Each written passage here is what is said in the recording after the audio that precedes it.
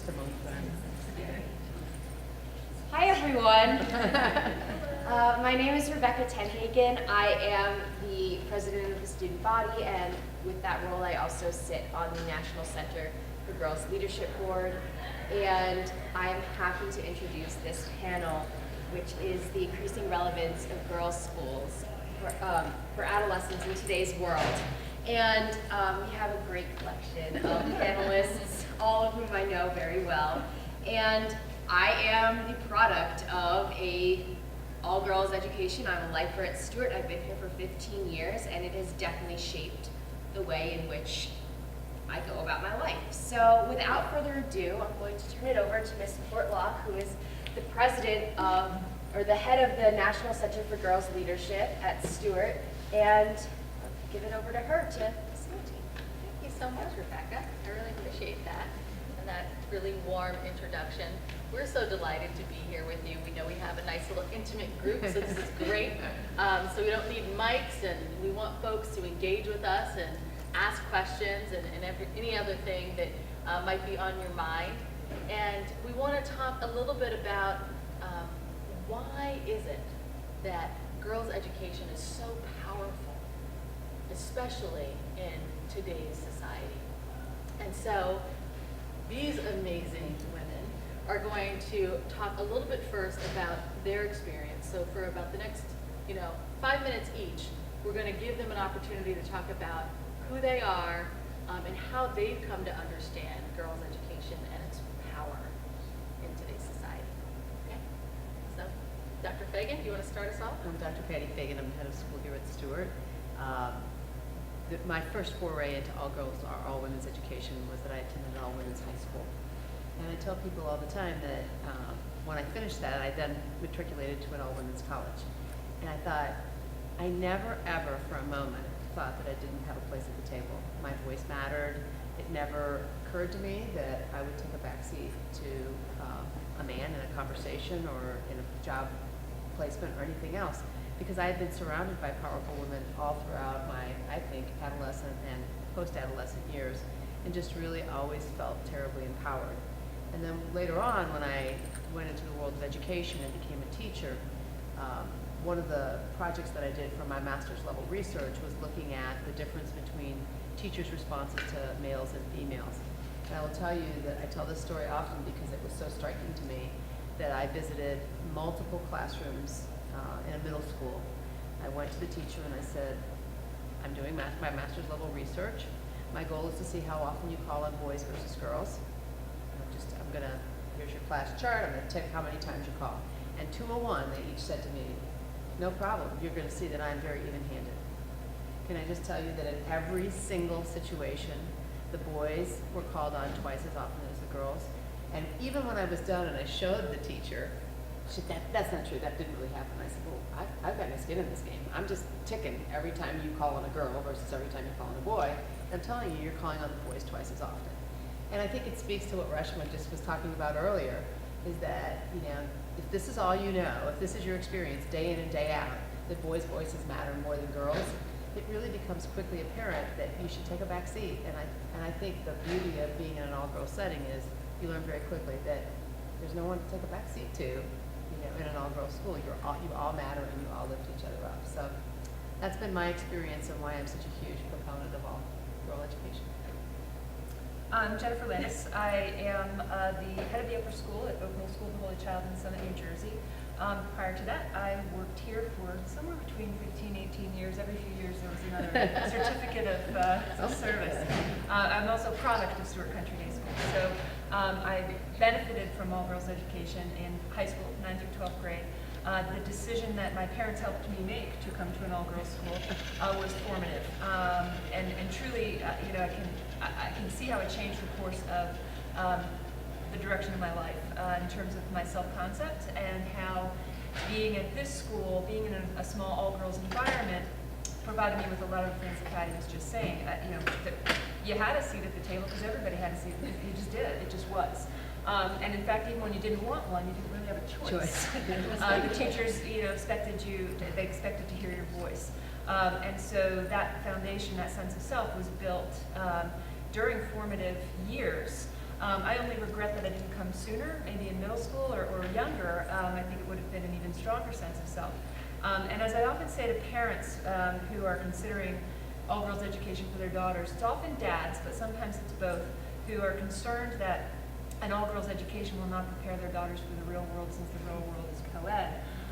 My response to that is that through the all-girls education experience, they develop the voice, the sense of self, this foundation that they're not cementing some other version of themselves, they're cementing a real version of themselves. So by the time they go to college, and I hear this from the girls who come back and visit us all the time, of course they have a voice because they always have. And they come back and you gotta love this as a parent, as an educator, when they say, you know, you were right. But it's nice to hear them acknowledge it. They say, we can't believe how the other women in my seminar class or in my other class aren't speaking up. They're not engaging with their professors. They're not seeking out their resources. One of my students, she's at NYU, she's now a junior. She came back in her freshman year to tell the story, which I pretend I've never heard. And I'm like, oh, wow. Hear it every year from all the girls that come back. And she was saying that, and that she was after class at NYU and said to her friend, well, hang on, I need to ask the professor something. And the friend said, you're going to talk to the professor. She's going to talk to the professor. Went forward, made that connection, which led to an internship and so on and so forth. But our favorite part of the story at school was that the professor said, where did you go to school, and can you get more of your classmates to come here? We need more young women like you at our institution, which was a really powerful thing for her to hear, and then we were really happy that she came back and shared that story with us. But it's a really, a joke with folks. I spend my day with 325 adolescent girls, and just saying that makes people like, ooh. But they don't understand how much fun it is, and how great it is to be part of that process of education. When I am in the process of hiring teachers who have maybe not been in an all-girls school before, I try to explain what it's like. And I look at my students every day. They roll out of bed, throw on their uniform, they're in a ponytail, and they show up. So they are themselves. They're not some version of themselves that society has kind of sort of told them to be. We just get the girl. We get the learner. And there are a couple days of school where it's so apparent to me how that there are 2 days. One is the prom, because I can't recognize any of them, and they can't walk. They look lovely, but then they can't walk, in the shoes. But I realize how much different they look and behave versus the kind of the everyday, when we just see them every day. The other is a day at my school that's this sacred day called the lip sync contest. And every class the girls have to develop a lip sync mashup and perform in front of the entire student body. It's highly competitive, it's very serious, and really, really fun. But while I'm watching that, you see all these girls get up on stage, and they make themselves very vulnerable, and they're very silly, and it's very funny. And some of them would do that regardless of the environment, but there are many up there who would not be doing that in a different environment. And so the willingness to take those sorts of risks, the willingness to be vulnerable, and the willingness and the ability to be silly is profound at a girls' school, because there's a comfort level. They're comfortable in their skin. They see everybody else doing it. It just kind of is. So it doesn't occur to them that it wouldn't be, which is a really nice way to be part of the process of educating girls. My name is Trisha Medeiros. I am head of school at a school called URSULINE Academy in Wilmington, Delaware, all girls. Prior to that, I was here at Stuart as well for 5 years as head of upper school. My path was a little different to getting into all-girls education. I did not have the blessing of that growing up. I certainly had some very strong women surrounding me, from aunts and my mother, and didn't know I always hated that question, what do you want to be when you grow up? Because I always envied the people that said, I'm going to be a pediatric oncologist, and darned if they did, but it took me a lot longer to figure that out. I needed time to find my path. So I started as in a law firm. I was a paralegal. And I remember looking around, high-rise in Times Square, and all the offices, all the corner offices were certainly men. There were 1 or 2 female attorneys, maybe 1 that was a partner, and I was in my early 20s, right out of college, and I kept hearing people talk about the token woman, and I really, it just troubled me quite a bit. I moved on into education shortly after that and became an administrator. Even in education, right, where there's lots of teachers, that's a woman's field, or it certainly was, and it's known as a woman's field. I sat in a room with department chairs, all the administrators. I was the only female. I didn't speak for the first year. I'm so ashamed of it. And I had an opportunity to teach in both co-ed and all-girls schools. It's so hard to describe, but I guess go back to when you were a teenage girl and think about, maybe there's a boy in the class that you have a little bit of a crush on or you think is cute. And a teacher, you're in math class, asks you a question, you give an answer, and the teacher says, well, no, maybe consider this. The girls inevitably shut down. When I'm in an all-girls classroom, there's all the beautiful things that you've both mentioned. There's also this sisterhood that cannot be replicated in a co-ed situation. It's completely different. Close your eyes. Same scenario. A teacher asks you a question. You don't get it. And then the statement of, no, have you considered this? There's still that mean it. There's a friend right next to you saying, yes, did you try this? And there's this teamwork and this power that I knew I had found my path, and I wanted to be a part of that, and I wanted to be able to contribute to educating women for those, whatever path they choose, and however long it takes them, but for them to know that they're confident and able. And I hear the same stories coming back from college. I heard them here as well. They're the first to put their hands up. They feel bad for their friends who don't have what they have. And it's, I can go on and on about that, but the sisterhood to me was just something that women need. They need to know that they have strong women around them. They need to have female mentors. They need to, just as our keynote mentioned, they need to see themselves in other female leaders so that they can grow stronger and know that there are no limits. So that's why I do what I do, and that's why we're here to sing the values of girls' education. That's great.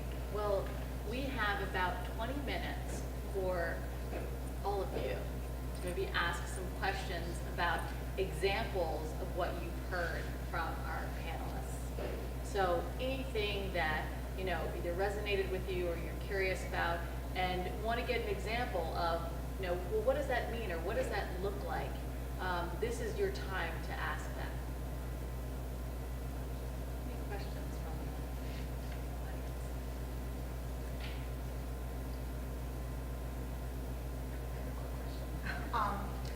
I just think now is the time for, all girls education, Me Too, and what does the data look like across the country? Has there been an increase in the number of, families applying for their young girls to get into schools? Because I just think, why wouldn't you want to, pursue this for your daughter, as opposed to a co-ed, independent school or whatnot? I just didn't know what. I find that interesting because I would tell you that it's probably not increasing.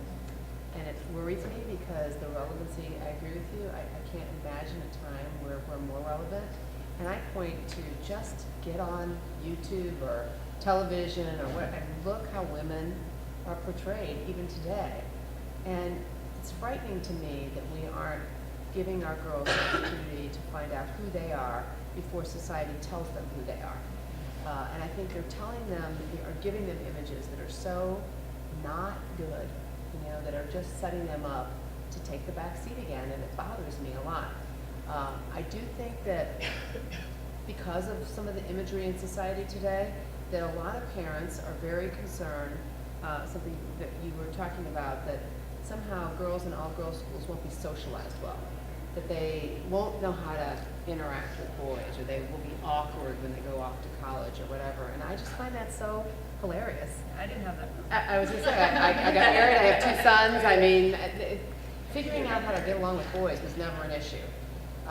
And I do think that what I see here, especially at Stuart, is that girls have an opportunity to explore areas of interest that they have that probably would not be shared with guys. You know, that we've talked about, like in literature classes, some of the literature that's being analyzed, and girls saying, oh God, I'd never have that conversation. There are a bunch of boys in the room, and we wouldn't talk like that.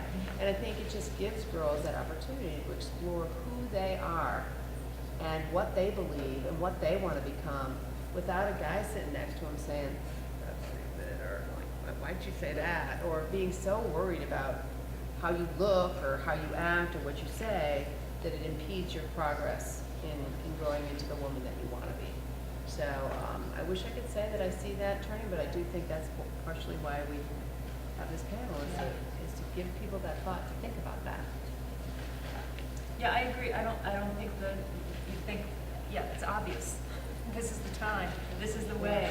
But there are a lot of misconceptions out there, a lot of mystery about what an all-girls school would be like, because people just don't know. And maybe we need to do even more about explaining what it is. But once families get on the campus, and in fact, when they meet the students, that's it. That's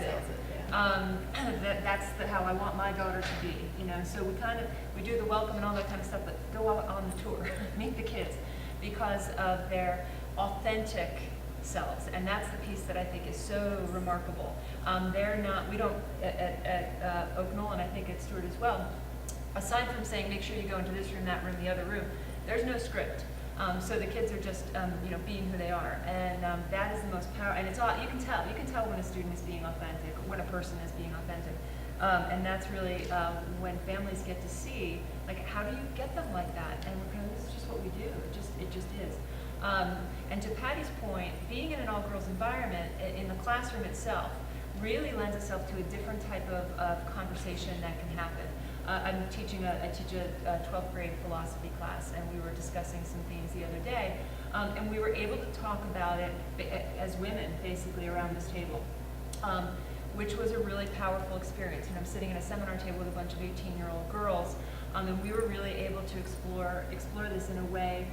We could have in a co-ed classroom, but it wouldn't have been on the same level of kind of vulnerability, openness, kind of curiosity and that sort of thing, which was really terrific. And I think that happens across the board in girls' schools.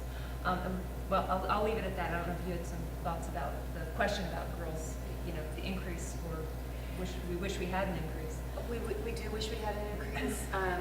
I am seeing a little more interest in the middle school grades. I think in the past it's always been when they get to high school, but I am seeing more families make the investment a little earlier in middle school, which are critical years as well for all girls education. And just echo the classroom environment, the engagement is so much greater. There's no quiet people. You can't, it's almost like you can't hide. Because not only are your teachers not letting you, but your peers aren't letting you either. It's an active, happy place. Girls just have fun. They can be who they want to be, and it's just so refreshing to see. There's a misconception out there, and I always ask this question in the interview process, tell me why you're interested in all-girls school, or how do you feel about all-girls education if they haven't had that experience before. And folks who haven't, I'll say, what do you think it would be like? And someday I'll write a book about the classic responses I get, but one of them is, there's probably a lot more crying. Okay, nope. A lot more laughing. There's a lot more laughing. Singing in the hallway. Less makeup, like you said. Less makeup. There's an assumption there's more drama and more crying. And in fact, it's quite the opposite. There's really not. There's a lot less. There's way less. Way less, right. We don't have to compete with anyone. Right. So there's way less drama, there's way less crying, there's a lot more laughing, silliness, comfort, all of that. Yeah, way less makeup, all that kind of stuff. They just kind of are. But it's debunking some of those myths. But I think that some of the research that's being done right now is going to be beneficial to bringing families in, especially at the middle school level. The book that was written by Claire Shipman and Katty Kay, The Confidence Code, is showing that the confidence gap really begins in around age 12. And you know, trying to catch them there and then build and maintain that confidence as they move forward is really critical, because the gap never closes. It persists into adulthood for women. So if you don't kind of catch it, identify it, and solidify it when they're young, you know, it's not like you're going to miss the boat and not be a successful adult and human being, but you're going to potentially limit the, you know, have as women. So when that research comes out, we shout it from the mountaintops. So, you know, this is what our education is trying to combat. So along those lines, one of the things that I'm thinking about is how long does it take somebody, and obviously it's an individual situation, but somebody who's been in another environment to come into the girls' environment and start developing that confidence? I mean, I'm thinking, Well, I see it happen I was in gonna literally ask months one here, of the so girls. it's so funny. Now, I know you've been here Yeah. your whole life, right? Anna took a leave of absence and came back. So she went to a co-ed environment, came back to an all-girls environment. How long do you think it would take a girl who came from a co-ed environment to be like ready to be like a Stuart girl? Or have you seen that in your classmates? I guess that's a better The question. new girls? Yeah. Say Oh. 2 months. Yes, because they watch us be so open in the classroom, and I mean, I don't care if I get something wrong in math class, because I mean, they just help us. Because like, if you keep quiet, you're not gonna learn and improve. And so when I came back, I was expecting everyone to be like that, but I forgot new girls come in. So when I was in math class, I was like, I don't know, I'll try. And they're like, oh, okay. I mean, I guess I will too. I'm like, yeah, try. Because you don't have to watch and see if anyone's watching you to perform. You just try your best and go from there. So 2 months, that's a pretty quick Turnaround. pretty Yeah. quick, yeah. Yeah. And I think too, even, we talked a little bit about starting in adolescence, but even there's a lot of research that says even at the youngest ages it matters. Speaking to what Rushmore talked about, we know that girls make a decision about whether they're good in math and science at a very young age, like lower elementary, low elementary. And so one of the things we do here is we offer STEM classes for girls that are, you know, like starting in kindergarten. They're programming little robots and everything else. And I think the thing that struck me is when we first had a kind of a competition here at Stuart, and some of our girls had their team together and they were getting ready to compete. We had kids from schools from all over the area.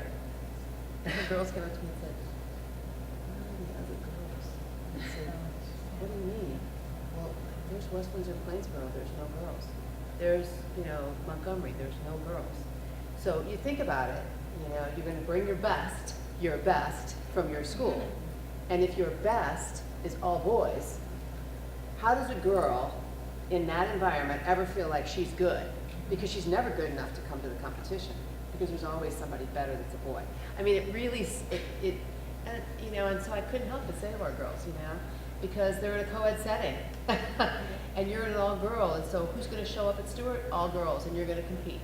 So I think it's really, it's incumbent on us to think about what is the messaging from the earliest ages for girls about who's good at what, and how do we have systems in place in coeducational settings that perpetuate that in real ways that we don't think about until you have an event like that and you go, wow, where are those girls?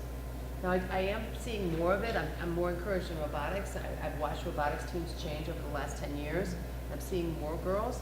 But when we first started, it was us and the Girl Scouts. That was it. No girls. No girls.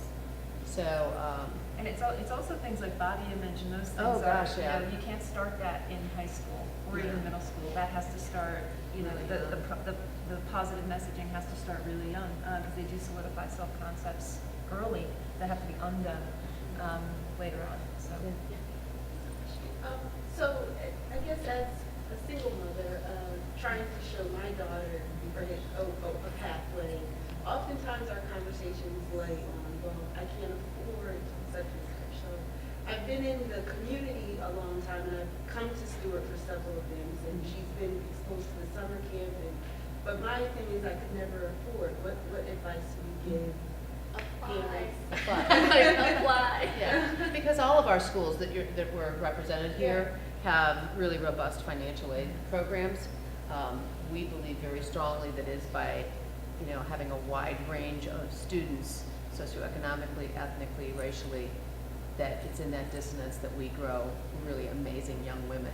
And so we're always very concerned about making sure that our school represents the world that these young ladies are going to spend their time in. So I would encourage you to talk to someone. You might be surprised. I would echo the same, and that's often a misconception that it's an unattainable Yes. place for my particular family, given my particular circumstances.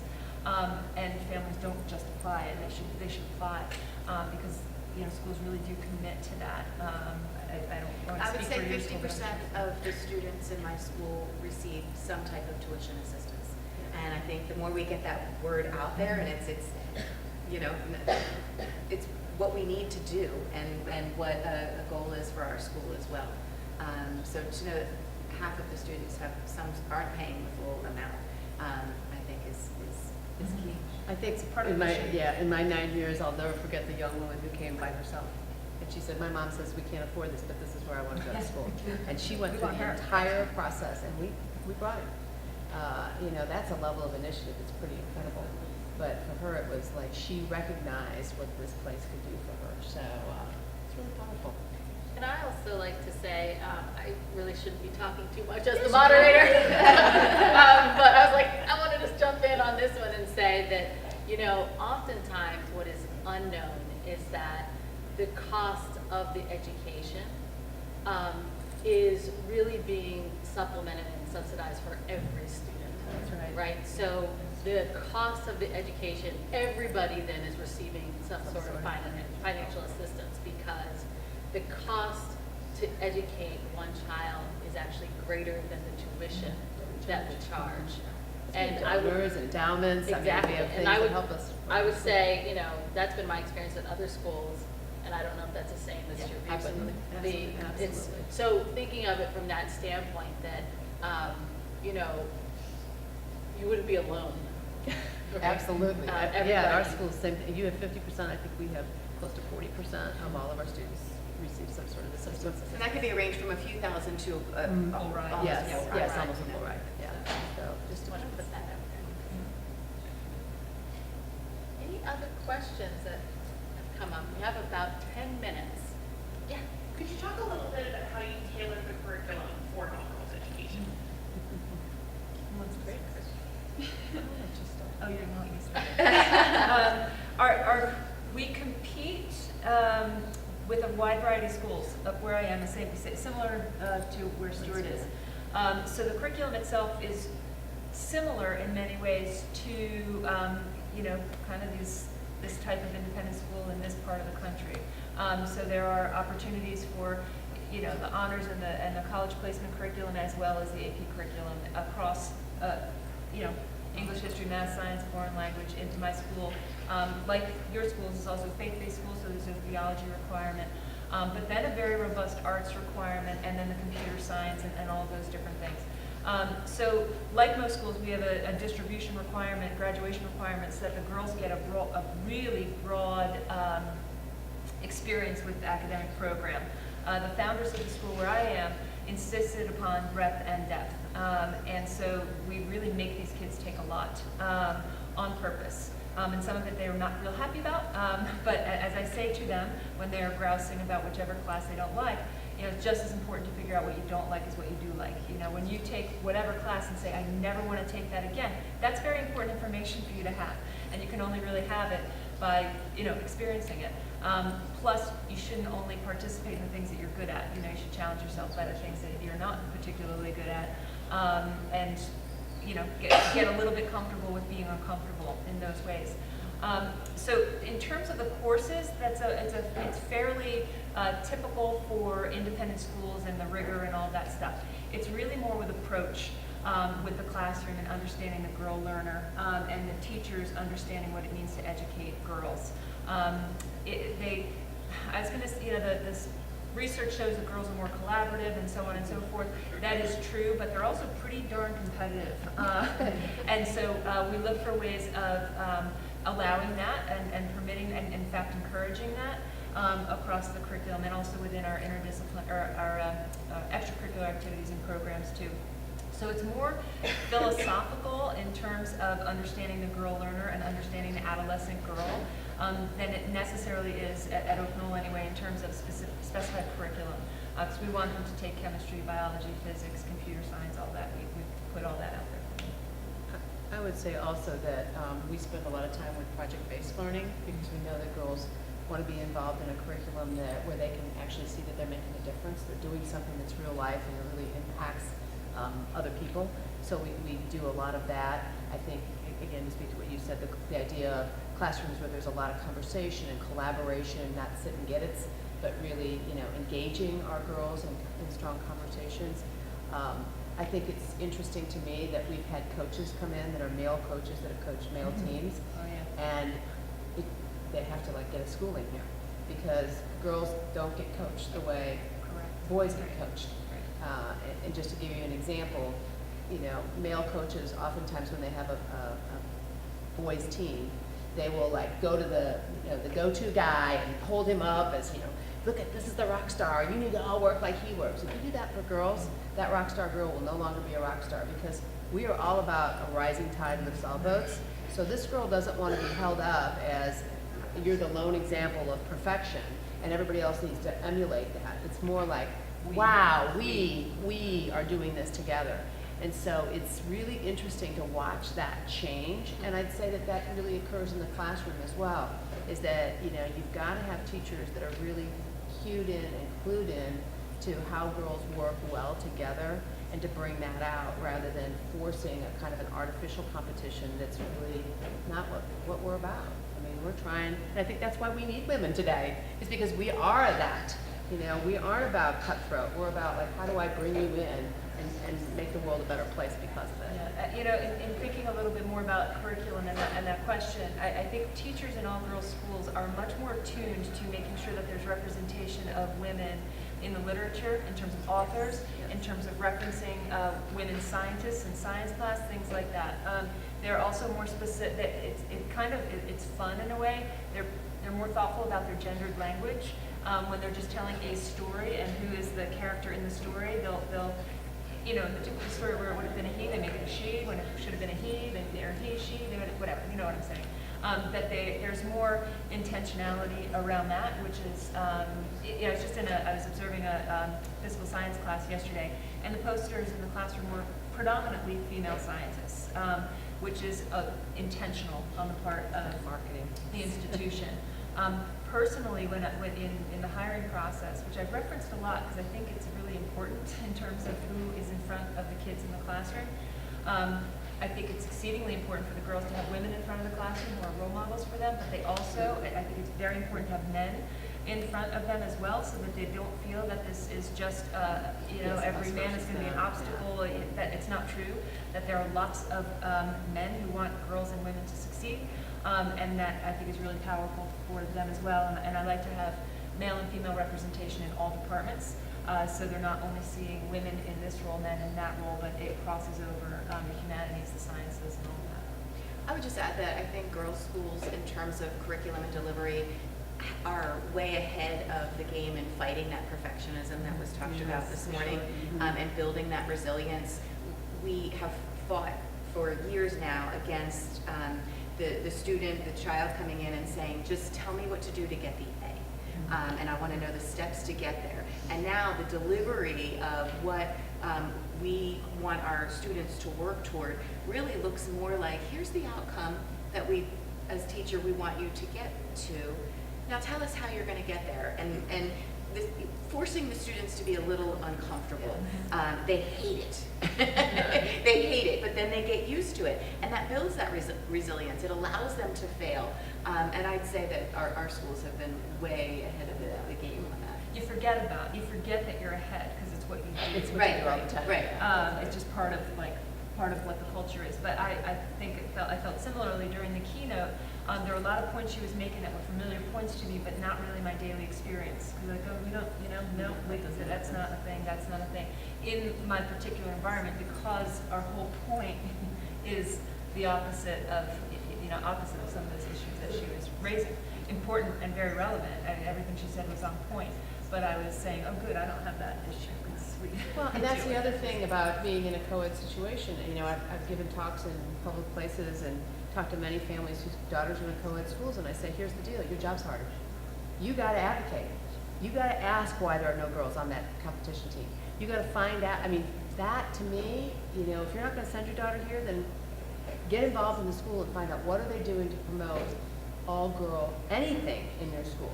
You know, some of our girls will look at other schools eventually if they've been here for a long, long time. And what I always love is they come back after they've visited a co-ed school and say, wow, Dr. Fagin, like, all the guys were the heads of all the clubs, all the people in the class that took us around, the tour guides were guys. Where were the girls? Pay attention, you know, and if that's what's happening in the school that your daughter's in, then get her to shake it up, or you shake it up and say, why is that? You know, we need to advocate for our girls. If they're not in an all-girls setting and they're in a co-ed setting, at least advocate for, you know, fighting the status quo, because it happens, like those teachers I documented. People don't believe it's happening until you call it to their attention, and then they go, oh, yeah, I guess it is. Yes, it is, every day, still. We haven't changed that much. So I think it's really incumbent on us to get out there and fight for that. Well, Dr. Fagin has the last word for our panel discussion. I would just like to say that these three amazing women have all been really instrumental in my life and my career, and have helped me so much. I just look at each of you and think like, oh, thank you. And Jenny, I feel like it's mutual. Yeah, it's mutual. I just feel so strongly about the amazing things that they're doing in their schools and here at Stuart, and how they've helped me grow. So just amazing role models, and they're doing that for women all across their schools, but also all across, I feel like, the world, because that's how many people that they're able to touch with what they're doing in their schools with girls. So I thank you so much for your attention. You know, we'll be around for a few minutes, but our session is coming to a close, and there is a next session. Hopefully you checked your app and or the paper that you received to see where you'd like to go next. But we really appreciate your time. And let's give a round of applause.